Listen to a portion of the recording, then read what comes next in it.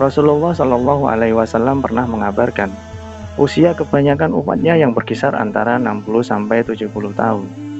Penyebutan kelasiman angka umur umat akhir zaman ini tidak menafikan mereka yang wafat sebelum mencapai atau sesudah melewati kisaran tersebut. Meski ada yang berusia melebihi 70 tahun, jumlah mereka sangat kecil.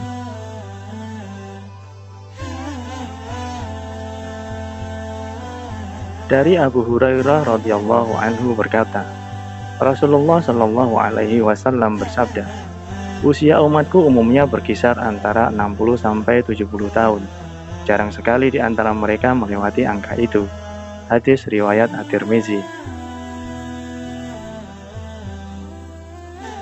Abdul Rauf Al-Munawi dalam kitab Faidul Qadir mengatakan bahwa umatku yang disebut dalam hadis di sini bukan hanya pemeluk agama Islam atau ummatul ijabah, tetapi manusia secara umum yang hidup di zaman Nabi Muhammad Shallallahu Alaihi Wasallam dan seterusnya atau ummatul dakwah. Adapun umat manusia terdahulu memiliki usia, kekuatan fisik, dan rezeki yang berlipat ganda dari umat manusia akhir zaman. Sebagian orang terdahulu berusia 1000 tahun. Tinggi badan mereka mencapai 80 hasta, bahkan lebih atau kurang sedikit. Mereka menikmati dunia dengan fisik seperti itu. Dengan usia demikian, mereka menjadi angkuh dan sombong serta berpaling dari Allah. Karena itu, Tuhanmu menimpakan cambuk azab kepada mereka. Surat Al-Fajr ayat 13. Sejak zaman mereka itu, fisik dan rezeki serta umur umat manusia terus berangsur menurun hingga umat ini sebagai umat manusia akhir zaman. Mereka hanya menerima sedikit rezeki dengan fisik yang lemah dan usia yang relatif pendek, agar mereka tidak menjadi angkuh. Ini adalah bentuk rahmat dari Allah. Sebagian ulama membagi 4 fase usia manusia, yaitu masa balita dan kanak-kanak, masa remaja dan masa muda, masa dewasa, dan masa tua sebagai akhir usia mereka yang umumnya berkisar antara 60–70 tahun. Pada masa tua itu tampak turunnya daya fisik dan berkurangnya sisi lain pada dirinya. Pada saat itu, ia sangat dianjurkan untuk mempersiapkan diri untuk menuju akhirat, karena mustahil untuk kembali pada kekuatan dan ketangkasannya seperti semula saat muda dahulu. Al-Munawi, Kitab Faidul Qadir. Umur umat Nabi Muhammad Shallallahu Alaihi Wasallam relatif singkat, umumnya 60–70 tahun. Mereka tidak seperti umat terdahulu yang memiliki usia 1000 tahun. Tinggi badan umat terdahulu 100 hasta dan lebar 10 hasta. Mereka menikmati dunia, makanan, minuman, dan pakaian sesuai kebutuhan besar fisik dan panjang usia mereka.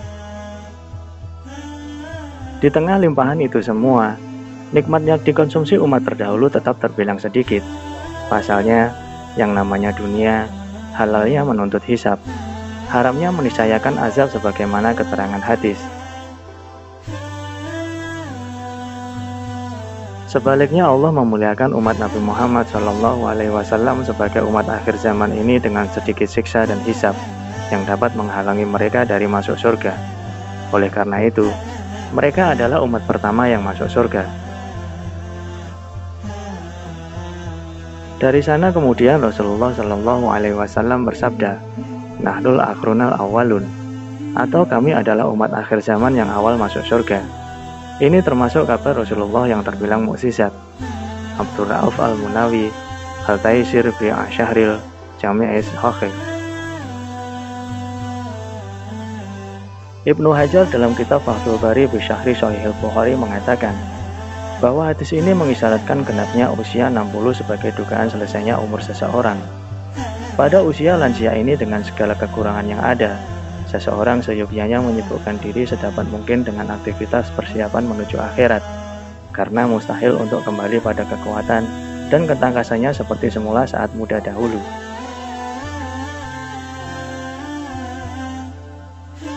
Sebagian ulama mazhab Syafi'i menarik sebuah simpulan hukum, bahwa orang yang genap memasuki usia 60 tahun dan belum berhaji karena kelalaiannya padahal ia mampu, maka ia berdosa jika kemudian wafat sebelum menunaikan ibadah haji. Ibnu Hajar, Fathul Bari. Umat manusia akhir zaman mendapat limpahan rahmat Allah berupa pelipat gandaan ganjaran atas amal ibadah yang membantu mereka di tengah keterbatasan usia mereka yang sangat singkat di dunia. Salah satu keterangan itu dapat ditemukan pada hadis Rasulullah SAW berikut ini. Dari Ibnu Abbas radhiyallahu anhu, dari Rasulullah SAW pada apa yang diriwayatkan dari Allah, ia bersabda, Allah menulis kebaikan dan kejahatan. Ia kemudian menerangkan, siapa saja yang terpikir untuk berbuat kebaikan dan ia belum melakukannya, niscaya Allah mencatatnya sebagai sebuah kebaikan sempurna. Tetapi bila ia terpikir untuk berbuat kebaikan dan ia kemudian melakukannya, niscaya Allah mencatat sebagai 10 kebaikan yang berlipat ganda hingga 70 hingga kelipatan yang banyak. Umat manusia akhir zaman mendapat limpahan rahmat Allah berupa pelipat gandaan ganjaran atas amal ibadah yang membantu mereka di tengah keterbatasan usia mereka yang sangat singkat di dunia. Salah satu keterangan itu dapat ditemukan pada hadis Rasulullah SAW berikut ini. Dari Ibnu Abbas radhiyallahu anhu, dari Rasulullah SAW pada apa yang diriwayatkan dari Allah, ia bersabda, Allah menulis kebaikan dan kejahatan. Ia kemudian menerangkan, siapa saja yang terpikir untuk berbuat kebaikan dan ia belum melakukannya, niscaya Allah mencatatnya sebagai sebuah kebaikan sempurna. Tetapi bila ia terpikir untuk berbuat kebaikan dan ia kemudian melakukannya, niscaya Allah mencatat sebagai 10 kebaikan yang berlipat ganda hingga 70 hingga kelipatan yang banyak. Namun jika terpikir untuk berbuat kejahatan dan ia belum melakukannya, niscaya Allah mencatatnya sebagai sebuah kebaikan sempurna. Tetapi bila ia terpikir untuk berbuat kejahatan dan ia kemudian melakukannya, niscaya Allah mencatatnya sebagai sebuah kejahatan saja. Hadis riwayat Bukhari dan Muslim.